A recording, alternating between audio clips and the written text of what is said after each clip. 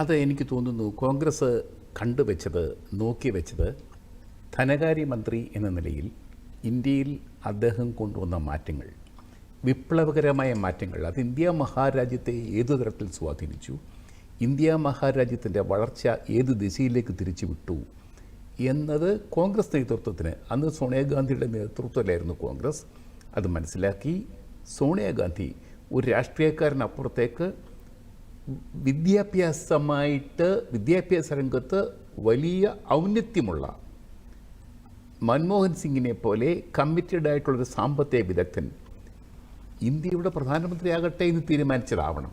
അത് അങ്ങേയറ്റം വിജയകരമായിരുന്നു, അങ്ങേയറ്റം ശരിയായ ഒരു തീരുമാനമായിരുന്നു എന്ന് തന്നെയാണ് നമുക്ക് പിന്നീട് കാലം 2 തവണയാണ് അദ്ദേഹം പ്രധാനമന്ത്രിയായത്, ഒരിക്കലും ചോദ്യം ചെയ്യപ്പെടാത്ത നേതാവായിട്ട് മാറിയത്. ഞാൻ അദ്ദേഹത്തിൽ കാണുന്നൊരു പ്രത്യേകത അദ്ദേഹത്തിൻ്റെ വിദ്യാഭ്യാസ രംഗത്തെ ഔന്നത്യമാണ്. അദ്ദേഹത്തിൻ്റെ മകൾ ദമൻ സിംഗ് എഴുതിയ പുസ്തകത്തിൽ പറയുന്നുണ്ട്, പിതാവിന് നിർബന്ധമനുസരിച്ച് മെഡിക്കൽ എൻട്രൻസ് എന്ന പ്രാരംഭ പരീക്ഷയുണ്ട്, അത് പഠിക്കാൻ വേണ്ടി പോയി. MBBSകാരനാക്കി ഡോക്ടറാക്കി വിടാനായിരുന്നു അദ്ദേഹത്തിൻ്റെ പിതാവിൻ്റെ താല്പര്യം. പക്ഷേ അദ്ദേഹം 1-2 മാസമൊക്കെ പോയി, പിന്നീട് അത് ഉപേക്ഷിച്ചു. അദ്ദേഹം സാമ്പത്തിക ശാസ്ത്രത്തിലേക്ക് വന്നു. കാരണം അതാണ് തൻ്റെ ജീവിതം, അതാണ് തൻ്റെ വഴി എന്ന് അദ്ദേഹം മനസ്സിലാക്കി. കേംബ്രിഡ്ജിലും ഓക്സ്ഫോർഡിലും പഠിച്ചു. ഉന്നതമായ നിലയിലാണ് സാമ്പത്തിക ശാസ്ത്രത്തിൽ അദ്ദേഹം വലിയ വലിപ്പം നേടിയത്, വലിയ പരീക്ഷകൾ പാസ്സായത്. അത് ഇന്ത്യക്ക് പ്രയോജനപ്പെട്ടു എന്നുള്ളതാണ് സത്യം. അദ്ദേഹം തന്നെ പറയുന്നുണ്ട്, ദ റൈറ്റ് ടു എഡ്യൂക്കേഷൻ അദ്ദേഹം പ്രധാനമന്ത്രിയായപ്പോൾ കൊണ്ടുവന്നൊരു പ്രധാനപ്പെട്ട കാര്യമാണ്.